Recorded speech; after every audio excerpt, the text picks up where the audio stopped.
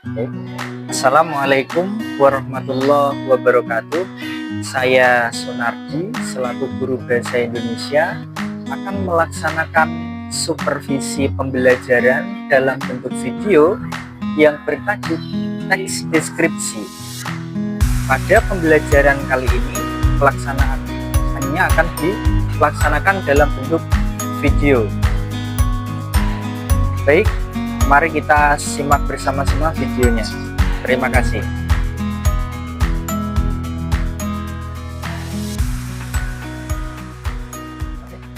Assalamualaikum warahmatullahi wabarakatuh. Selamat pagi anak-anak sekalian. Oke, hari ini kita akan melaksanakan pembelajaran bahasa Indonesia, akan melanjutkan pembelajaran yang sebelum-sebelumnya, akan tetapi sebelum kita memulai, ada baiknya kita berdoa terlebih dahulu. Semoga kita mendapatkan keberkahan, kemudahan, dan kelancaran. Mari kita berdoa bersama-sama. Ala niyati sholihah, al-fatihah.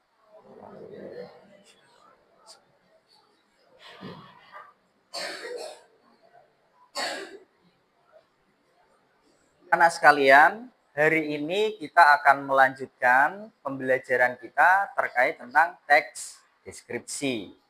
Akan tetapi, sebelum kita melanjutkan pembelajaran kita berupa membuat proyek tentang teks deskripsi, kita ulas terlebih dahulu dari materi-materi kita sebelumnya terkait teks deskripsi. Coba Pak Sunardi pengen tanya, apa yang dimaksud teks deskripsi? Silakan yang bisa angkat tangan. Oke, silakan Tahsin.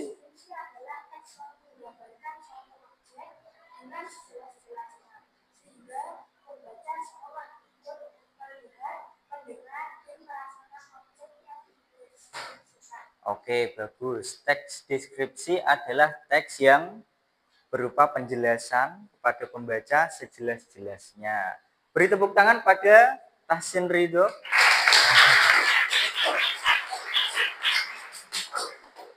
Oke, cukup. Teks deskripsi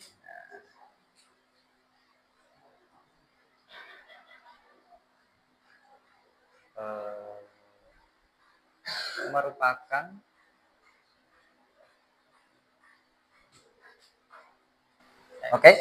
selanjutnya Pak Sunardi pengen tanya lagi, sebutkan struktur dari teks deskripsi. Silakan yang bisa angkat tangan.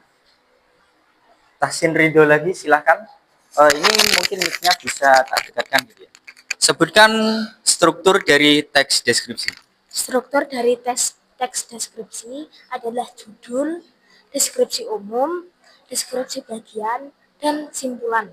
Oke, sip, betul sekali ya. Struktur dari teks deskripsi ini adalah yang pertama, apa tadi? Oke, selanjutnya Pak Sunardi pengen tanya lagi. Yang ketiga, apa yang dimaksud dengan deskripsi umum? Silakan yang bisa angkat tangan. Oke, mungkin yang lain ya, gantian ya, Tahsin itu ya. Silakan yang lain, ada yang bisa menjawab tentang deskripsi umum. Silakan, angkat tangan terlebih dahulu.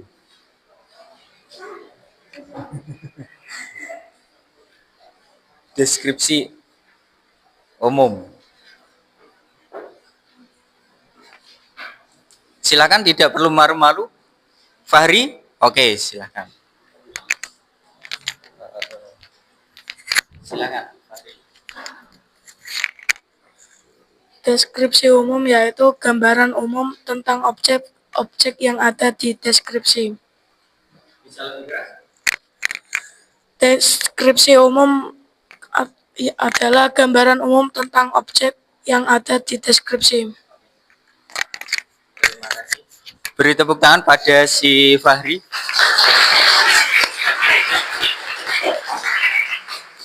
Deskripsi umum ini merupakan gambaran umum dari teks deskripsi. Di mana ketika kita membaca atau membuat teks deskripsi, gambaran umum ini adalah penjelasan awal tentang objek yang kita bahas.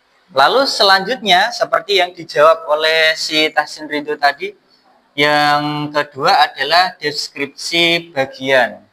Deskripsi bagian ini merupakan rincian dari objek yang dibahas dalam teks deskripsi. Rincian tersebut dapat berupa pertama, bagaimana objek itu, di mana tempat objek itu, seperti apa objek itu, kelebihan dari objek maupun kekurangan dari objeknya. Lalu yang keempat, yang terakhir ini adalah kesimpulan, yaitu penulis menuliskan ringkasan dari seluruh penjabaran atau penjelasannya di awal dan diakhiri dengan penegasan ulang atau rekomendasi supaya apa? Pembaca ini mungkin berminat untuk mendatangi atau memiliki atau mencoba objek yang dibahas dalam teks deskripsi. Baik, anak-anak, sekarang kita akan memulai melanjutkan materi utama kita. Karena kita sudah menyelesaikan materi dari teks deskripsi di pertemuan-pertemuan yang sebelumnya, hari ini kita akan mempraktikkan, kita akan mengidentifikasi teks deskripsi yang disajikan. Akan Pak Sunardi jelaskan bagaimana alur dari tugas kita ini. Pertama, struktur deskripsi. Jadi, tugas kita pada pagi hari ini adalah kita mengidentifikasi atau mencari gagasan-gagasan utama dari teks deskripsi yang disajikan. Akan tetapi, tugas ini tidak berupa individu, tapi berupa tugas kelompok. Nah, tugas ini alurnya adalah pertama, kalian akan mengerjakan tugas ini sesuai dengan kelompok yang kemarin sudah kita bagi. Semuanya duduk dengan kelompok yang sudah kita bagi di pertemuan yang kemarin. Lalu Pak Sunardi akan menampilkan suatu video tentang teks deskripsi. Alurnya pertama, ditampilkan video tentang teks deskripsi. Lalu kalian akan menyimak video dari awal hingga akhir untuk mengetahui isi-isi dan apa saja gagasan yang terdapat di dalam teks deskripsi. Nah, ya, lalu selanjutnya setelah kalian menyimak, kalian akan Pak Sunardi bagikan satu kertas yang ukurannya mungkin A3 cukup besar, ya, pembagian kertas.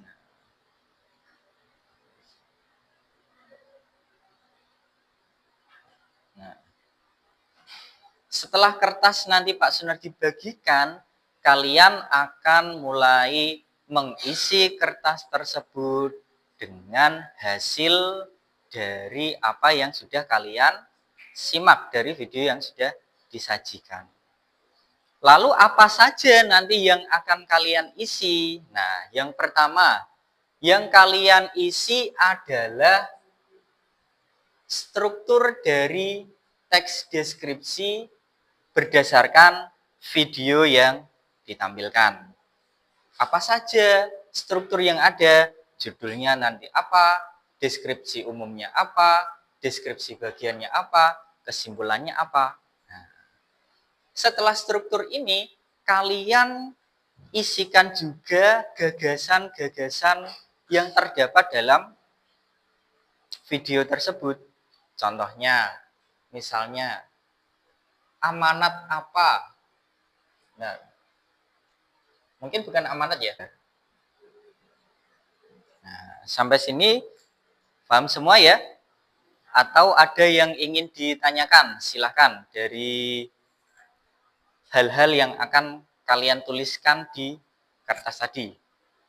Jadi pada intinya kita akan membuat sebuah mading atau mini mading gitu ya, yang berisikan tentang hasil analisa kita, identifikasi kita terhadap teks yang disajikan. Adapun kalian menemukan hal-hal yang bisa dituliskan di dalam tugas kalian di luar ini, itu diperbolehkan, sangat dipersilahkan. Misalnya ada nilai budaya, ada nilai sosial, dan yang lainnya yang terkandung dalam teks, dan itu perlu kalian tuliskan, sangat dipersilahkan. Sampai sini jelas? Oke, baik.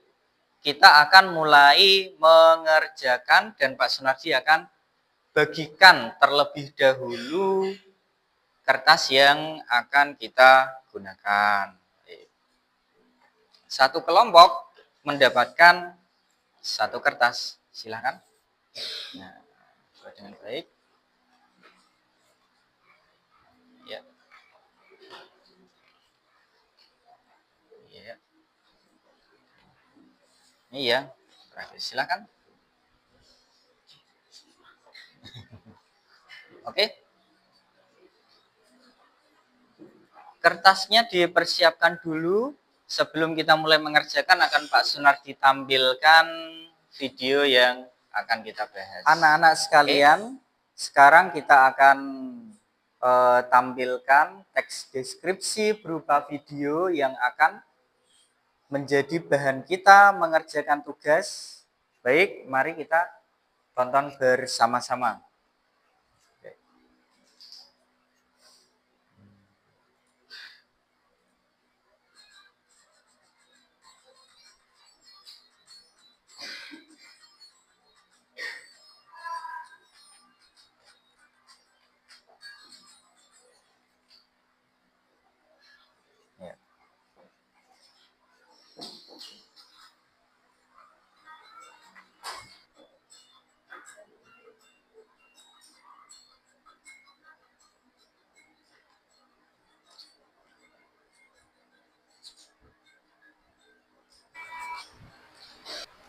Baik, karena video sudah selesai ditampilkan, anak-anak silahkan kalian mulai menyiapkan kertasnya yang tadi sudah dibagikan dan bisa langsung memulai mengerjakan tugasnya bersama-sama.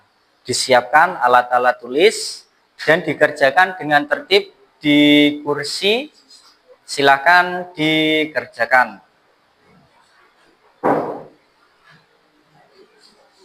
Mungkin kursinya boleh dimajukan untuk apa namanya, biar lebih nyaman gitu ya. Silakan. Kenapa? Tidak boleh di bawah. Silakan dikerjakan. Baik anak-anak, silakan dilanjutkan pengerjaannya.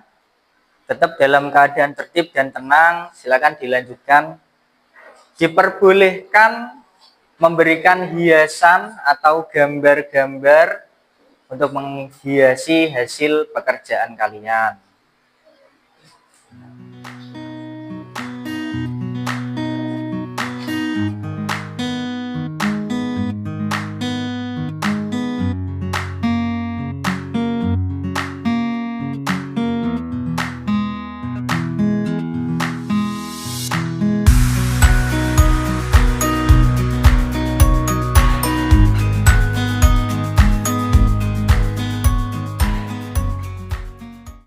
Karena waktu pengerjaan sudah selesai, sekarang kita akan melanjutkan bagian yang terakhir, di mana masing-masing kelompok akan mempresentasikan di tempat duduknya tentang apa hasil yang diperoleh dari pengamatan dan mengidentifikasi teks deskripsi yang sudah ditayangkan tadi dan sudah dituliskan tadi. Baik, semuanya sudah selesai ya ini ya? Sudah siap untuk mempresentasikan? Baik, ini kita sudah siap untuk kelompok berapa? Kelompok 1. Sudah siap ya untuk mempresentasikan hasilnya ya? Insya Allah siap. Oke. Baik, kira-kira mari kita mulai presentasinya. Kelompok 1, perkenalkan nanti siapa namanya dan coba jelaskan apa saja yang bisa kalian peroleh dari hasil identifikasi dari teks deskripsi yang sudah disajikan barusan tadi. Silakan perkenalkan dulu namanya. Perkenalkan, nama saya adalah Pak Arfa Pandu Andika, kelas 7B. Terus di sini saya membuat kerja kelompok bersama kelompok saya tentang Masjid Agung Demak. Karangan deskripsinya. Terus nilai apa yang bisa dipetik dari kita mengenal dan mengetahui Masjid Agung? Jadi di sini kita bisa mengetahui kalau Masjid Agung Demak adalah salah satu masjid kuno yang dibangun pada abad ke-15 oleh Raden Patah dan Wali Songo dan menjadi pusat penyebaran Islam di Jawa. Dan di sini kami juga mencatat atau merangkum Masjid Agung memiliki arsitektur yang sangat kaya dengan filosofi seperti atap limas bertumpuk 3 yang melambangkan iman, Islam, dan ihsan, dan atapnya yang menyerupai candi. Soko Tatal adalah 4 tiang utama masjid yang dibuat Wali Songo. Pintu beledek atau pintu anti petir dari Ki Ageng Seko yang berfungsi sebagai prasasti Candra Sengkolo yang bermakna tahun 1388 Saka atau 1466 Masehi. Saka Majapahit yaitu 8 tiang yang berfungsi untuk menopang serambi luar masjid berasal dari bangunan Majapahit. Ornamen bulus sebagai simbol cakra Sengkolo, 1 kepala, 4 kaki, badan bulat, dan 1 ekor. Menjadi tahun pendirian masjid adalah 1401 Soko. Kolam wudhu untuk keperluan berwudhu meski tidak bisa dilihat.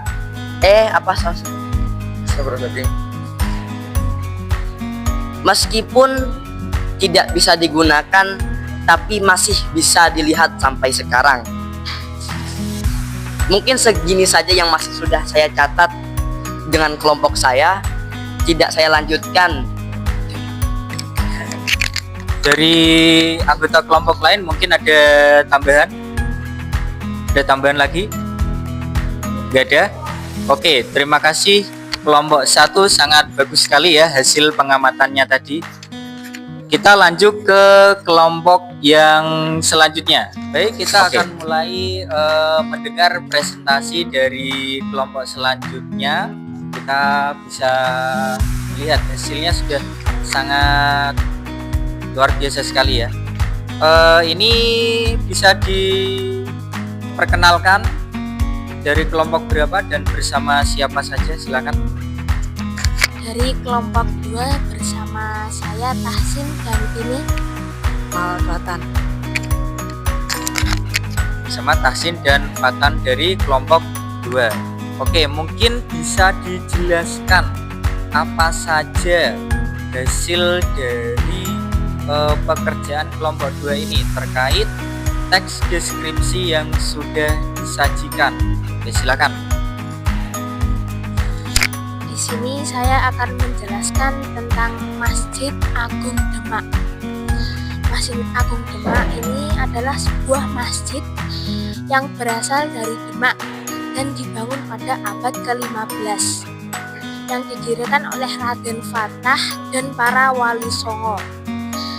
Nah, di sini ada arti dari arsitekturnya, yaitu 3 tingkat atap limas yang melambangkan iman, Islam, dan ihsan yang berbentuk candi, dan akulturasinya dengan kepercayaan sebelumnya. Pustakanya berhias asma Allah. Yang selanjutnya adalah 5 pintu. Diartikan pada rukun Islam yang terdiri dari 5 perkara. Yang selanjutnya pintu bledek, pintu yang dipercaya dapat menangkal petir yang dibuat oleh Ki Ageng Selo. Selanjutnya adalah Saka Tatal, yaitu yang utama yang dibangun oleh beberapa wali songo dinamai Saka Tatal karena dibuat dari serpihan kayu. Yang selanjutnya adalah kolam wudhu, dibangun bersama masjid untuk keperluan berwudhu. Yang selanjutnya adalah ornamen bulus. Ornamen bulus ini adalah simbol dari tahun pendirian pada Masjid Agung Demak. Dan Masjid Agung Demak masih berfungsi sampai saat ini dan menjadi pusat penyebaran dan pengajian para orang Islam. Pesan moral yang dapat diambil adalah bahwa akulturasi atau perbedaan dalam keagamaan atau budaya tidak menyebabkan permasalahan dalam masyarakat antar pelajar dan masyarakat antar pelajar, dan pelajar tidak butuh membeda-bedakan teman dari fisik, psikologi, dan kepercayaan dengan pelajar orang lain. Ada tambahan lagi dari temannya, silakan. Sudah cukup? Oke, sangat luar biasa sekali ya. Kita bisa mendapatkan banyak hal dari hasil identifikasi teks deskripsi dari kelompok 2 ini. Oke, selanjutnya masih ada lagi, kita akan melanjutkan di kelompok 3. Kita sudah sampai pada zona kelompok yang selanjutnya ini. Kita akan mendengarkan presentasi dari kelompok ini. Mari kita tanyakan, silahkan disebutkan nama dan kelompoknya, dan bisa dijelaskan hasil dari identifikasi teks deskripsi yang sudah kalian kerjakan. Silakan. Perkenalkan, nama saya Muhammad Irsyadul Ibad dari kelompok 3. Saya di sini akan menjelaskan struktur dari Masjid Agung Demak. Untuk Masjid Agung Demak adalah masjid kuno yang dibangun pada abad ke-15 yang dibangun oleh Raden Fatah bersama Wali Songo dan menjadi pusat penyebaran Islam di Jawa. Arsitektur sangat kaya filosofi dan dengan 3 atap limas melambangkan iman, Islam, dan ihsan, serta 5 pintu dan ornamen bulus yang sebagai simbol tahun pendirian. Unsur arsitektur dan filosofi. Atap limas bertumpuk 3 melambangkan 3 tingkat akidah Islam, ihsan, dan iman. Atap ini menyerupai bentuk candi. 2. Saka guru atau Saka Tatal. 4. Tiang utama di dalam masjid yang merupakan sumbangan dari 4 wali, yaitu 1 Sunan Bonang, 2 Sunan Gunung Jati, 3 Sunan Ampel, dan 4 Sunan Kalijaga. 3. Pintu bledek. Pintu utama masjid yang dibuat oleh Ki Ageng Selo dengan ukiran yang diyakini mampu menangkal petir. Kesimpulan di sini, menikmati indahnya Masjid Agung Demak, kita harus menjaga, merawat, dan tidak boleh merusak fasilitas yang ada di Masjid Agung Demak. Oke, kita bisa melihat beberapa identifikasi dari Masjid Demak ya. Mungkin ada tambahan dari kelompok 3, silakan. Gak ada tambahan? Bisa cukup? Baik, dari kelompok 3 sangat luar biasa sekali. Kita bisa melihat banyak arsitektur, unsur-unsur masjidnya yang memiliki filosofi. Anak-anak sekalian, kita sudah melaksanakan dari banyak tahapan, dari banyak sesi, dari mulai kita mengulas, lalu kita menonton teks deskripsi sebagai bahan yang akan diidentifikasi hingga kita menuliskan dalam bentuk mading dan sudah mempresentasikannya. Sekarang kita dapat mengetahui bahwasannya di dalam Masjid Agung Demak, bangunan Masjid Agung Demak ini ternyata seperti yang tadi dipaparkan oleh semua kelompok ya, banyak sekali nilai-nilai luhur yang terkandung di dalamnya.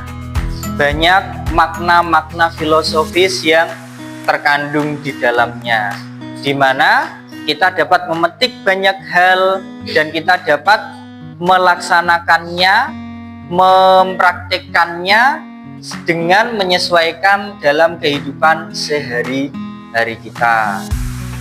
Mungkin dari pembelajaran ini kita cukupkan sampai di sini dulu. Kita akhiri dengan bacaan alhamdulillah. Alhamdulillahirabbil alamin. Sebelum kita akhiri, kita berdoa bersama-sama. Semoga pembelajaran kita kedepannya akan terus mendapatkan keberkahan, kemudahan. Mungkin akhirul kalam. Ala niyatis salihah. Al-Fatihah.